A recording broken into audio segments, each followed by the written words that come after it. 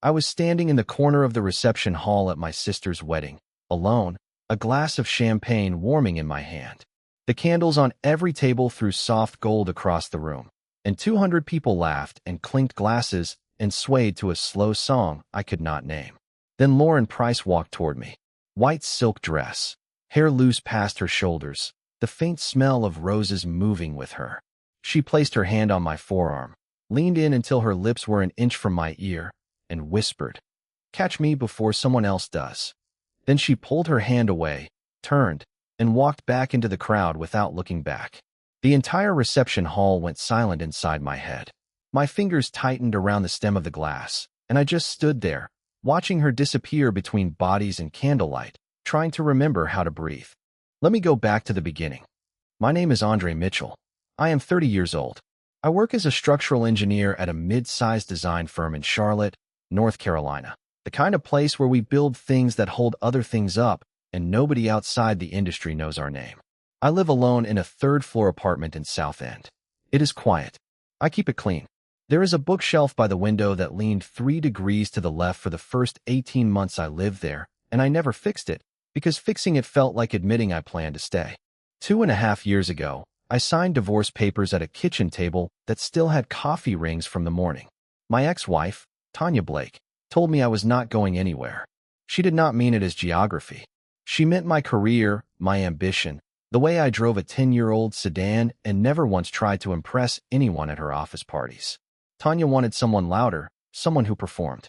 I am a man who designs the bones of buildings that other people take credit for, and I was fine with it. She was not. I did not try to become what she wanted.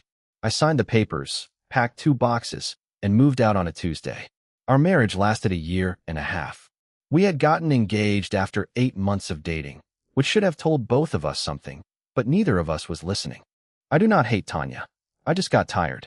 The kind of tired that lives behind your ribs and does not go away with sleep. My sister, Danielle, is 2 years younger than me.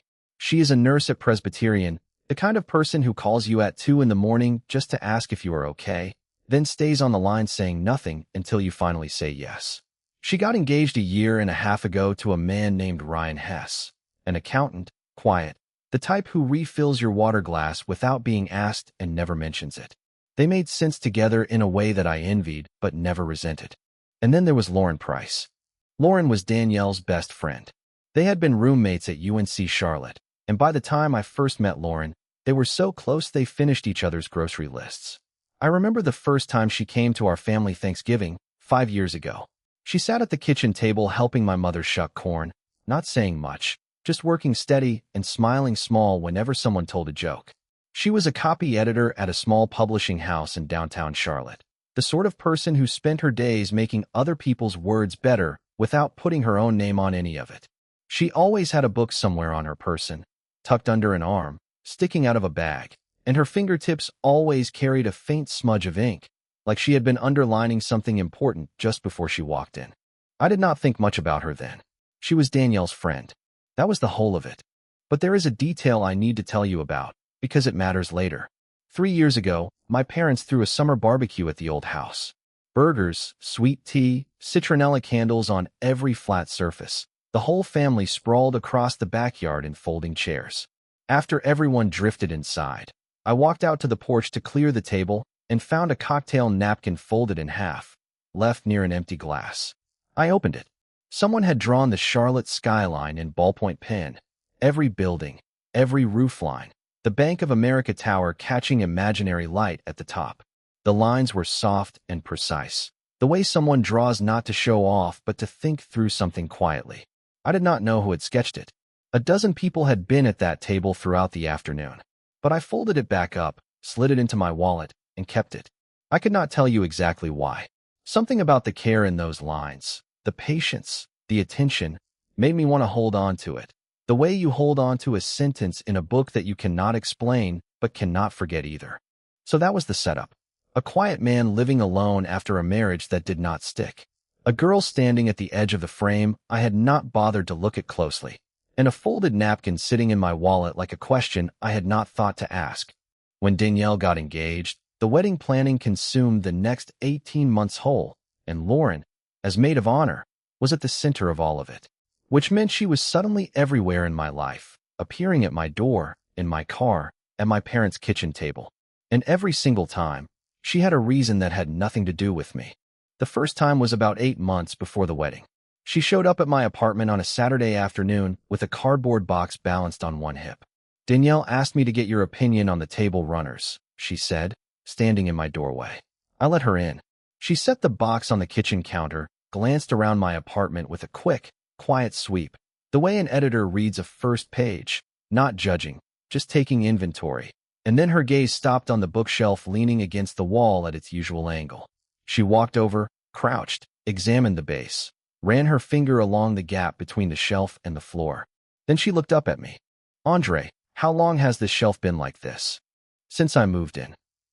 18 months you have been living with a crooked shelf." She shook her head, stood, walked to my kitchen junk drawer like she already knew where it was, pulled out a flathead screwdriver and a takeout menu, folded the menu into a wedge, and shimmed the base until the shelf stood straight. She stepped back, tilted her head, made a small adjustment. "Straight." We never opened the box of fabric samples. We talked for 3 hours, about load-bearing walls and line edits, about how her job and mine were the same thing at the core, fixing what other people had built so it would not fall apart, and never getting our names on the finished product. She said, "We are the same kind of invisible." I thought about that sentence for 3 days after she left. She walked out at 11 that night, and I stood in my apartment staring at the straight bookshelf like something fundamental had shifted, and I could not name what. The second time, she needed me to drive decorations to the venue because her car was too small. A Saturday afternoon, hot, the trunk of my sedan full of glass vases wrapped in newspaper.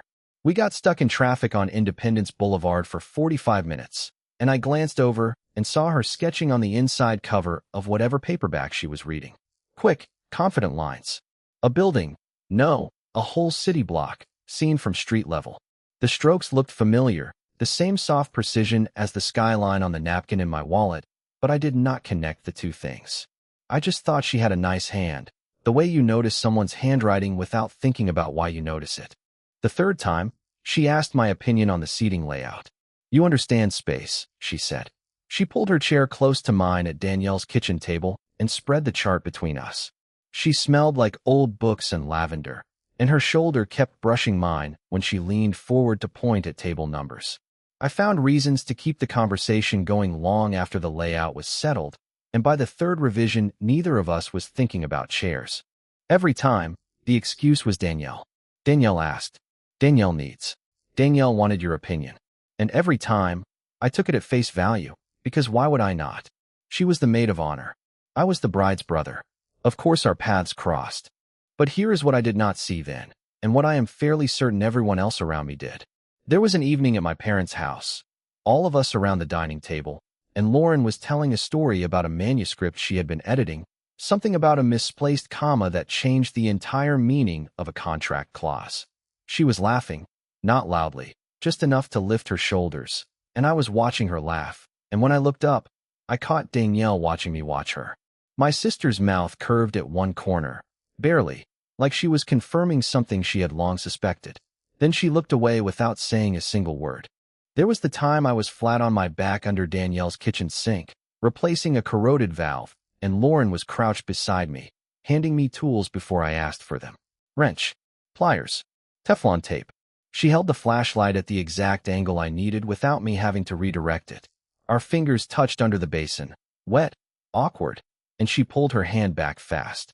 I slid out from under the sink to look at her, but she had already turned away, pretending to examine a hinge on the cabinet door. The back of her neck had gone pink, and I could see the tension in her shoulders as she held very still. There was the night after a long session of folding and stuffing wedding invitations at Danielle's kitchen table. Ryan had gone to bed. Danielle was on the phone with the caterer. Everyone else had left. Lauren and I ended up sitting on the back steps, the porch light casting a yellow oval around us, crickets filling the yard with their slow, steady pulse. She was quiet for a long time, her hands wrapped around a glass of water, and then she said, out of nowhere, "Do you ever keep something without knowing why?" I touched my wallet. Reflex. I did not even think about it. My thumb pressed against the leather where the napkin sat folded inside. "Yeah," I said. "I do." She looked out at the dark yard and did not ask me what. I did not offer. We sat there in the porch light until Danielle came out and said the caterer had finally confirmed the appetizer count, and Lauren stood up and said good night, and that was it. But the question stayed with me for weeks. Do you ever keep something without knowing why? And then there was the afternoon I opened my wallet at a coffee counter and the napkin slipped out, landing face up between us. The skyline visible, the creases worn thin. Lauren was right beside me. I saw her eyes stop on it. 1 beat. 2. Something crossed her face that I could not read. Then I picked it up and tucked it back, and she said nothing. Not then, not later. I started noticing things I could not explain away with wedding logistics. Lauren remembered I drank my coffee black, no sugar, no cream, and she always ordered it that way for me when she picked up a tray on her way to Danielle's. She remembered I was allergic to peanuts. She checked the label on a bag of snack mix before handing it to me at a planning session, turning the bag so I could see the ingredient list without making a production of it. She remembered my birthday, not just the month, but the day, and texted me at 7 in the morning, a full 2 hours before Danielle. That one stopped me, because Danielle is my sister, and Lauren should not have beaten her to it. These were not things a maid of honor needed to know about the bride's older brother. These were things someone kept track of because keeping track was the point. A week before the wedding, at the rehearsal dinner, I was standing by the coat check adjusting my tie when Lauren walked up. She was holding a small sprig of rosemary between her thumb and forefinger. Without asking, she reached up and tucked it into the breast pocket of my jacket, then smoothed the fabric with her open palm. For luck, she said. Her hand stayed on my chest 1 beat longer than the task required. Maybe 2 beats. But I felt my pulse shift beneath her fingers, and I knew. I absolutely knew. She felt it too, because she dropped her hand and stepped back and looked at me with an expression I still cannot fully name. Something between hope and an apology for hoping. That was the moment I understood something real was happening between us. But I was afraid to put a name on it.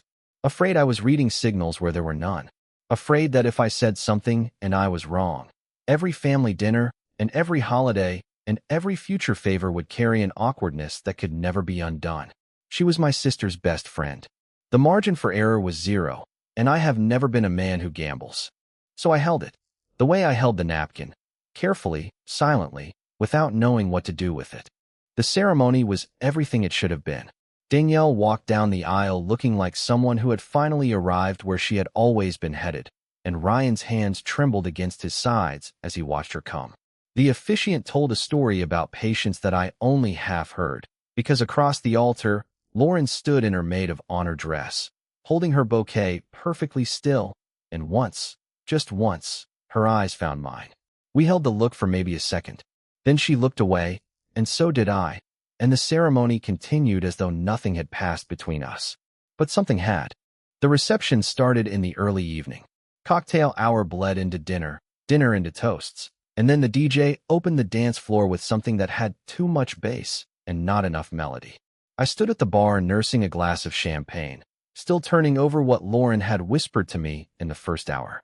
Catch me before someone else does. 6 words. I did not know what to do with them. I did not know if she meant it the way it sounded, or if the champagne and the candlelight and the particular magic of someone else's wedding had put words in her mouth that daylight would take back. Then Tanya walked in. She was wearing a red dress, not the kind of red that blends in, the kind that announces. Red lipstick. Heels that clicked on the stone floor like punctuation marks at the end of short, declarative sentences. She moved through the room the way she always had, like she had paid full price for every square foot and everyone else was taking up her space. I had not known she would be here. She was the plus one of Ryan's colleagues from the firm. Charlotte's corporate world is not that big. Marketing directors and accountants orbit the same fundraisers and the same holiday parties, and eventually their guest lists overlap. But seeing Tanya here, tonight, at my sister's wedding, felt like someone had opened a window I thought I had sealed shut 2.5 years ago. She found me at the bar within 5 minutes. Andre. She said my name like she was trying it on, testing whether it still fit her mouth. You look good. Really good. Someone taking care of you these days. Her eyes cut across the room toward Lauren as she said it. Nobody, I said. I take care of myself. She touched my arm, not the way Lauren had, light and questioning, barely there, but firm, pressing, proprietary, like she was checking whether the material was still worth something. She asked about work. She mentioned a restaurant we used to go to on Friday nights, the one with the exposed brick and the wine list she used to quiz me on. She laughed at something I had not said. The contrast came at me like a door swinging open in a dark room.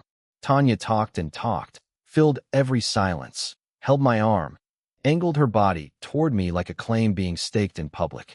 Lauren, an hour earlier, had whispered 6 words, touched my forearm once, and walked away without looking back.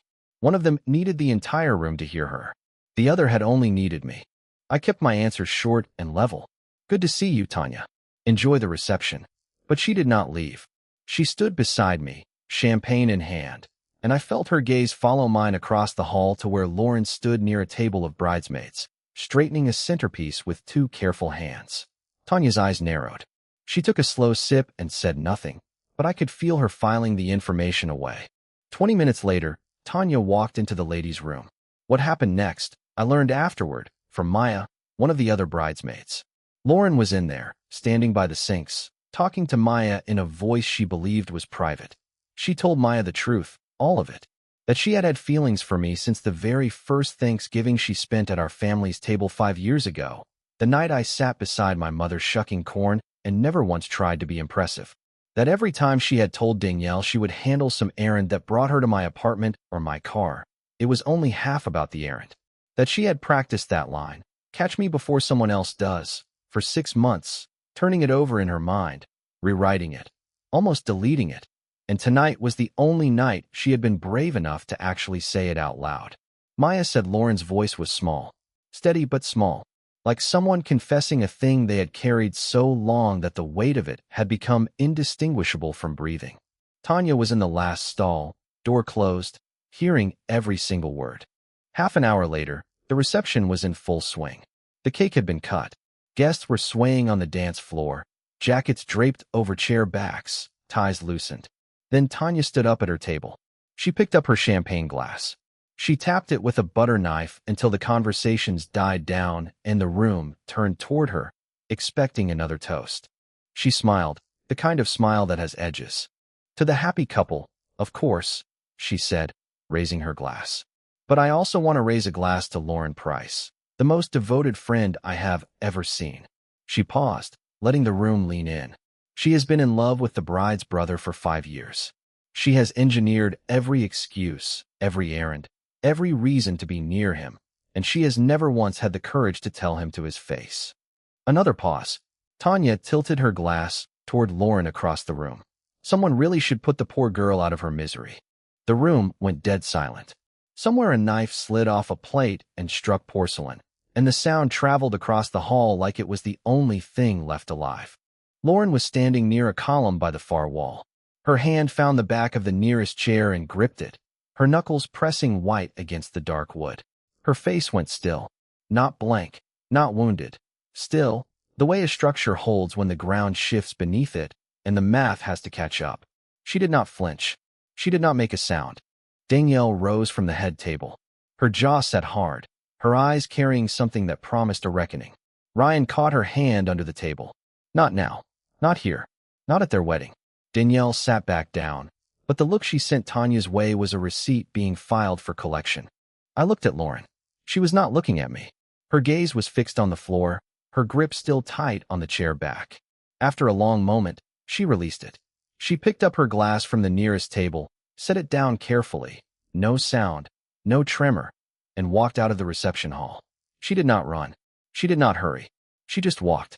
Steady steps. Straight back.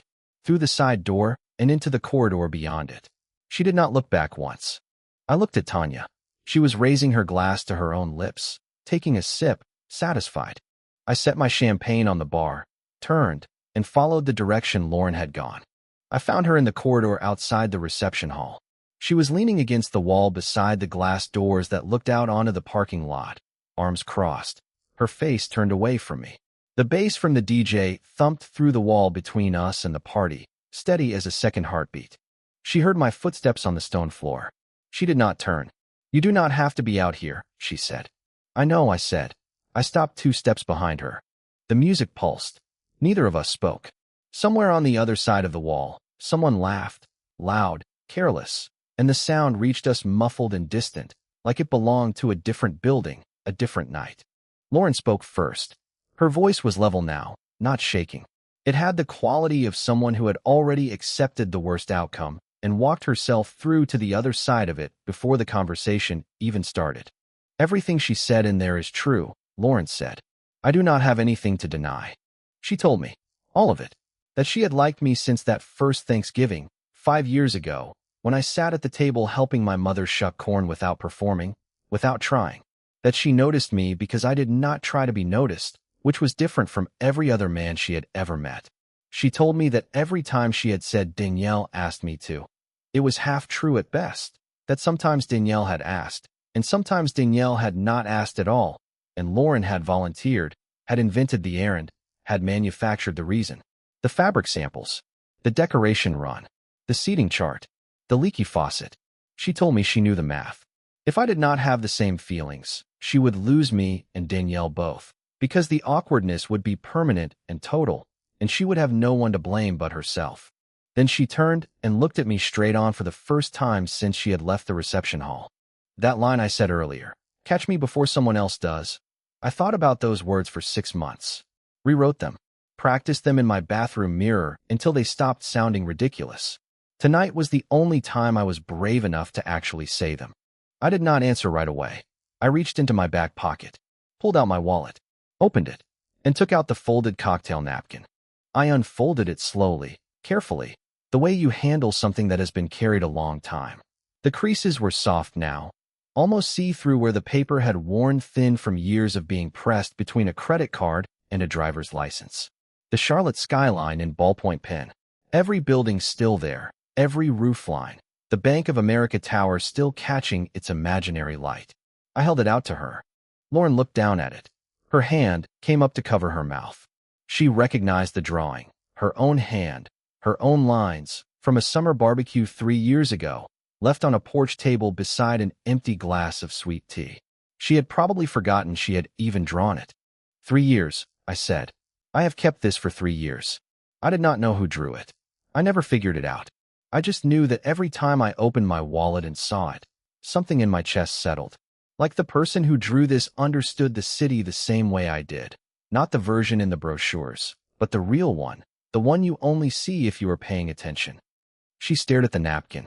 Her fingers hovered over the edge of it, but did not touch. Then she looked up at me, and I saw 5 years of silence rearranging themselves behind her eyes. "I drew that at your parents' barbecue," she said. "I was sitting at the porch table while everyone was inside. I did not even think about it. I just drew what I saw. And I kept what you left behind," I said, "without knowing it was yours." She was quiet for a long moment. The corridor felt very still. "I am not good at saying things," I said, "but I am good at keeping them." I stepped forward, closing the 2 steps between us down to 1, until I was standing right in front of her, the napkin held between us like a bridge made of paper. I did not kiss her. I did not reach for her. I just stood there, holding the worn drawing, letting her see the evidence that I had been carrying a piece of her with me long before either of us understood what it meant. Lauren placed her hand over the napkin in my palm. Her fingers settled on top of mine. Warm, steady. Neither of us moved to pull away. "Then you already caught me," she said quietly. We stood there in the corridor. The music from the reception thumped softly through the wall. The parking lot lights buzzed through the glass doors. And for the first time in all the months I had known her, all the errands and the excuses and the accidental touches followed by quick retreats, neither of us stepped back. "I fixed your bookshelf," she said after a while. "Danielle did not ask me to do that. Danielle did not even know your shelf was crooked." "I know," I said. Then, after a beat, "I think I knew even then." "Then why did you never say anything?" "Because I was afraid of being wrong. And because the longer I waited, the more I had to lose." Her fingers tightened over mine, pressing the napkin between our palms. "We both waited too long." "Maybe," I said. "Or maybe this was exactly when it was supposed to happen. At a wedding. In a hallway. With a 3-year-old napkin." She let out a breath that sounded like it had been held for a very long time. The corner of her mouth lifted. Not a full smile, just the beginning of one, the kind that means the hard part is over and something else is starting. She held my gaze and did not look away. The week after the wedding, I called Lauren. Not a text, a phone call. I sat on the edge of my bed at 8 in the morning on a Sunday and dialed her number and asked if she wanted to get dinner sometime this week. She went quiet for 3 full seconds. I counted them against my heartbeat. And then she said, yes. One word. But I could hear her smiling through the phone. And for the first time in 2.5 years, I felt something that was not tired. We started slow, deliberately, carefully, the way two people build something when they understand the foundation has been waiting 5 years and deserves better than speed. We had dinner at a small restaurant in Noda, a neighborhood on the north side of Charlotte where the old textile mills had been converted into galleries and brew pubs and places with exposed ductwork and handwritten menus. She ordered white wine. I ordered water. She told me about a manuscript she was editing, a novel about a lighthouse keeper who wrote letters to no one and mailed them to an address that did not exist. I told her about a bridge project my firm had just taken on, the way you have to calculate wind load differently when the span crosses water because the air moves in patterns you cannot see but have to trust. She set down her glass and said, "We really are the same kind of invisible." I told her she had said that before, the night she fixed my bookshelf. She said, "I know. I wanted to see if you remembered." I did. We walked the Little Sugar Creek Greenway on a Saturday morning a few weeks later, the light coming through the trees in slow, shifting patches, joggers passing us in both directions. She carried a sketchbook in the crook of her arm. I did not ask to see what was inside, and she did not offer. But at the end of the walk, when we stopped at the railing of the pedestrian bridge over the creek, she tore out a page and handed it to me. The bridge we were standing on, drawn in her quick, soft lines, the steel cables, the wooden planks, the water underneath suggested in 3 loose strokes. I folded the page. I put it in my wallet, right next to the cocktail napkin. She watched me do it. She did not say a word, but her eyes stayed on my hands the entire time, and I understood that she saw the pattern even if I had not announced it. Danielle called me the next day. "Finally," she said, before I could say hello. "Finally what?" "You see it." "See what?" "The thing everyone else saw except you, Andre." She hung up. I stood in my kitchen holding the phone and laughing quietly at a ceiling that did not laugh back. In April, 4 months after the wedding, Tanya texted me. She asked to meet. I thought about ignoring it, but I have never been the kind of person who leaves things unfinished, so I said yes. We met at a coffee shop on East Boulevard, broad daylight, a table by the window, 15 minutes. She sat across from me with both hands wrapped around a cup she did not drink from. She apologized. Not for leaving me, not because she wanted me back. She apologized because she said she had been wrong about the things she left me over. "I thought you were not going anywhere," she said. "I think I was the one who was standing still." I told her I did not carry a grudge. I told her I just was not going back. She nodded once, slowly, stood up, pushed in her chair, and walked out. The bell above the door rang behind her. Clean. Final. No loose threads to pull. By June, Lauren was at my apartment often enough that her things had started to accumulate the way weather accumulates, gradually, naturally, without anyone announcing it. A coffee mug she preferred over mine. A cardigan draped over the arm of the couch. A pen cup on the kitchen counter filled with red editing pens. One evening she cooked pasta while I washed the dishes from the night before, and we stood side by side at the sink, her shoulder pressed against mine, both of us looking out the window at the parking lot 3 floors below, like it was a view worth studying. "The bookshelf is not crooked anymore," she said. "You fixed it," I said. "I know. I just wanted to say it out loud." We stood there. The water ran. The pasta pot bubbled on the stove. Neither of us moved away. By September, almost a year after the wedding, Lauren moved in. Her books took over the right half of the shelf, the straight one, the one she had fixed with a folded takeout menu and a screwdriver she found in my junk drawer. Her pen cup lived permanently on the kitchen counter, and most mornings I found a faint blue smudge of ink at the edge of the bathroom sink, where she had washed her hands. I would come home from work, open the front door, and find her on the couch, feet propped on the armrest, a red pen in one hand, and a manuscript fanned across her lap. She would look up when the door opened. Pizza or pasta? Simple. Ordinary. The kind of certainty you build over months of choosing each other in small, undramatic ways. The cocktail napkin and the bridge sketch, both folded, both worn soft at the creases, are framed together now. A simple frame, dark wood, glass front. They hang on the wall beside the front door. Every morning, on my way out, I pass them. The skyline she drew when I did not know her name. The bridge she drew when I did. Two versions of the same careful hand, separated by 3 years and an entire relationship's worth of missed signals and almost moments and stubborn, patient silence. There was no single moment that confirmed us. No grand gesture, no declaration under a spotlight, no scene where the music swelled and everything clicked into place at once. Just 100 small moments, each one saying the same quiet thing. I am here. I am here. I am here. Lauren never came into my life with noise. She came with a crooked bookshelf and a cocktail napkin and a sprig of rosemary and a sketch on a torn page. She arrived in things so small I almost missed them, and she kept arriving until I stopped missing. Tanya left with a single declaration, one loud sentence about who I was not. Lauren stayed with 100 quiet gestures that never once asked for credit. The napkin lives on the wall now, behind glass, but the habit remains. Every morning I walk out the front door and glance at the two drawings framed side by side. The skyline she made for me when I was not paying attention, and the bridge she made for me when I finally was. If she had not said that line at the wedding, "Catch me before someone else does," I might have carried that napkin for the rest of my life without ever knowing whose hand had drawn it. I would have held the question forever without reaching the answer. She never chased me. She never demanded anything. She never raised her voice or staged a scene or forced a moment that was not ready. She just stood close enough, for long enough, that I finally saw what had been right in front of me all along. Has anyone ever been standing right in front of you, and it took you years to see them? If you were Lauren, would you have said those words? Or would you have stayed quiet forever? If this story reached something in you, hit that like button, subscribe to the channel, and drop your answer in the comments below. I read every single one.